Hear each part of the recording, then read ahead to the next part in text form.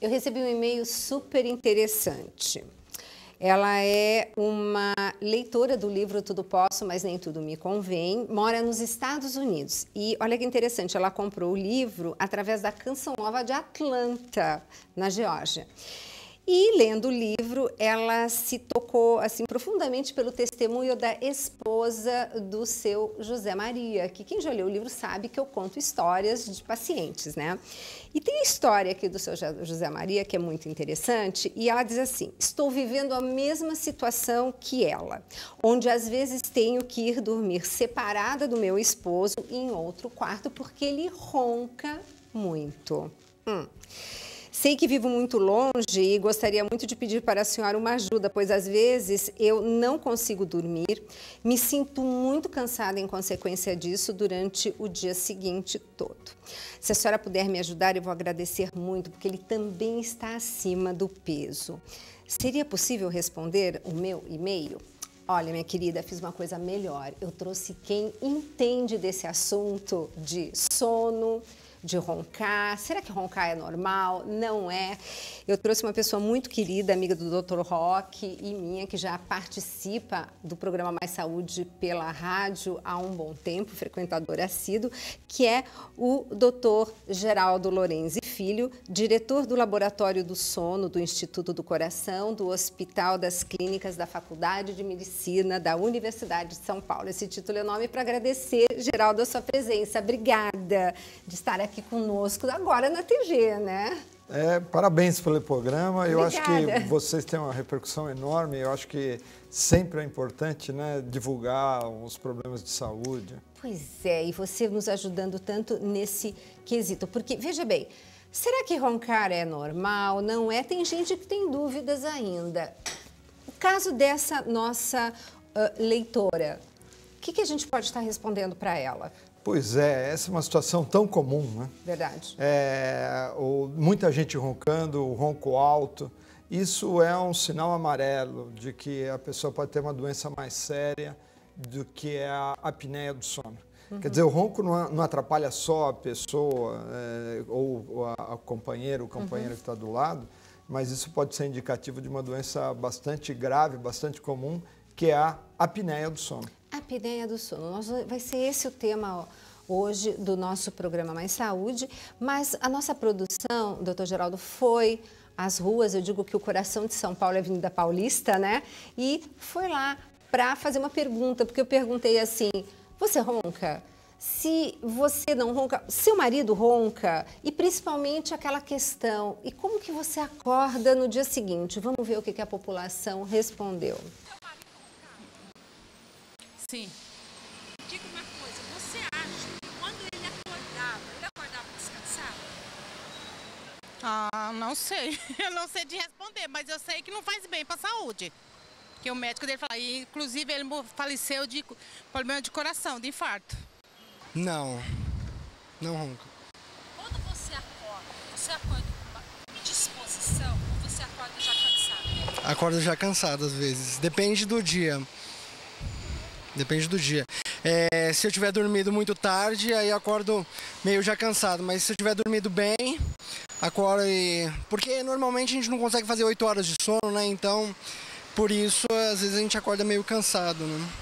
Ah, que eu saiba, não. Ninguém nunca reclamou, assim, que eu ronco durante a noite. Ele ronca. É aquele barulho que incomoda e às vezes é contínuo e você não aguenta, assim. Então tem que dar uma balançada, né, pra parar. Diga uma coisa, você acorda disposta depois que você dorme? Às vezes. Não são todos os dias. Não sei, às vezes o sono foi tão bom e você dorme e acorda muito bem, mas às vezes, não sei, às vezes acorda, dorme muito, mas acorda horrível. Pois é, doutor Geraldo, e aí? Vamos então dar uma resposta para a nossa população. Por que não é bom roncar? Pois é, eu acho que vale a pena a gente dar uma olhada na anatomia, na garganta. Eu até trouxe aqui um modelo para a gente entender, porque na realidade é um problema relativamente simples.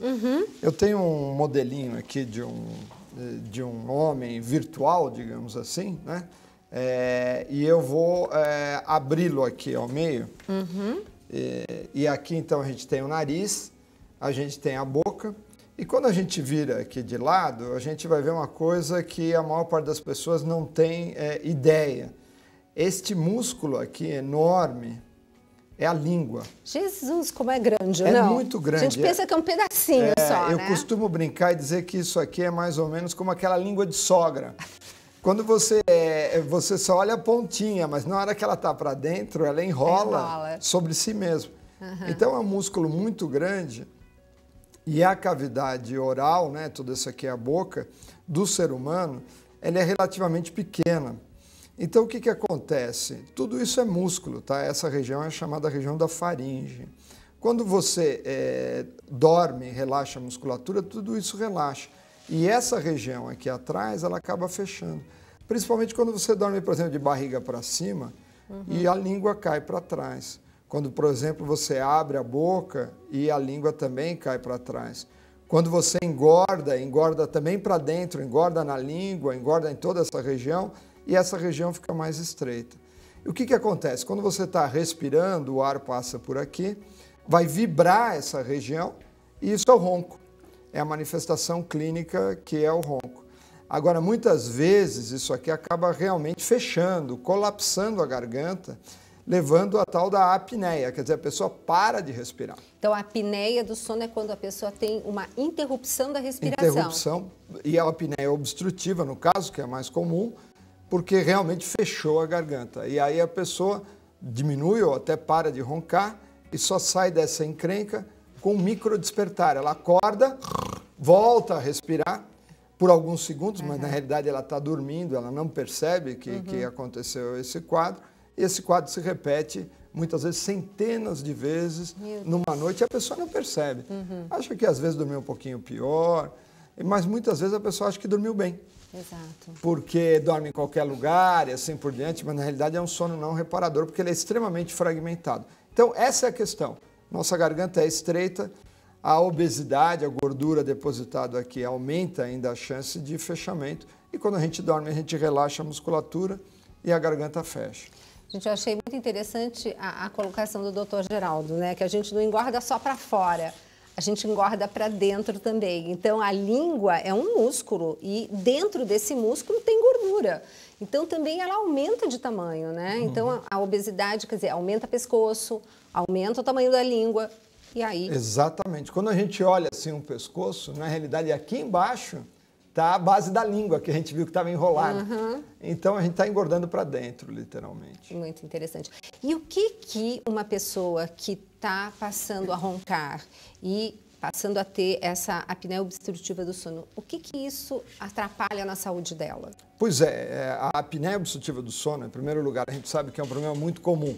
Num estudo feito na cidade de São Paulo, um estudo populacional representativo, 33% da população tem apneia do sono. Gente, é engraçado porque é 1/3, né? É muita gente, né? E é exatamente esse o número da porcentagem de doença cardiovascular que mais mata no planeta, né? Exatamente. E a gente sabe hoje, por isso que nós estamos estudando isso lá no INCOR há mais de 10 anos, a relação entre essa apneia do sono que é comum com as doenças cardiovasculares. Então, a gente sabe que a apneia do sono aumenta o risco de hipertensão, aumenta o risco de infarto agudo do miocárdio, aumenta o risco de acidente vascular cerebral, aumenta o risco de mortalidade. Quer dizer, a apneia do sono, ela é uma doença que causa muito transtorno e as pessoas, em geral, não percebem que tem o problema. Às vezes a esposa que diz, olha, está roncando muito, o ronco é alto, e a pessoa não percebe, porque ela está dormindo. Né? E ela não acredita, muitas vezes, que tem um problema tão sério. E não é só homem que ronca, né, doutor Geraldo? O principal fator de risco para roncar no homem é a obesidade. Na mulher é a idade. Depois da menopausa, com as mudanças hormonais, a mulher também sofre um risco grande de ter roncar, de ter apneia. E mais, as crianças também. Olha, esse foi um assunto excelente que eu gostaria de estar abordando agora no segundo bloco, porque realmente tem também criança com problemas de respiração. Exato. E de ronco também. Também. Infelizmente é uma doença muito democrática. Atinge todas as faixas etárias. Porque nós temos anatomicamente uma garganta estreita e motivos diferentes podem levar a esse fechamento durante a noite quando a gente dorme. Bom, estamos aqui no programa, o nosso telespectador está identificando, meu marido ronca, o que deve ser feito? Precisa procurar ajuda. Em primeiro lugar, ele precisa se convencer de que ele tem problema. Grava, pega o telefone celular e grava. Filma. Hoje em dia porque o que mais chama atenção não é nem o ronco, é a parada da respiração. Não, gente, é horrível, porque quem já teve a oportunidade sabe, o cônjuge pega e dá aquela roncada e para. E você fica parando de respirar junto, né? Porque você fala até quanto tempo ele vai aguentar. Até que você não aguenta e dá uma cutucada no marido ou na esposa, né? É uma doença muito comum. E é por isso que a pessoa não consegue, então, dormir bem durante a noite, consequentemente, durante o dia, fica naquele cansaço e até, às vezes, sonolento e perigoso isso, né? Perigoso em várias situações. Nós fizemos, por exemplo, questionário com caminhoneiros, muitos com sonolência, confessaram, já dormiram na direção. E muitas vezes dá um cansaço, má qualidade de vida, você tem um sono não reparador, você tem risco de ter pressão alta. Quer dizer, dormir é uma coisa essencial para a nossa vida. E às vezes você acha que está dormindo e não está dormindo de forma adequada por causa de um problema na garganta. E a doença é muito comum, como a gente falou. E o ronco não deixa de ser um estresse para o organismo, né? Então, o ronco é um estresse para a pessoa e é um estresse para quem está do lado, né? Porque acaba sendo um problema social. Porque você vê essa situação, olha, não estou conseguindo dormir junto, incomoda.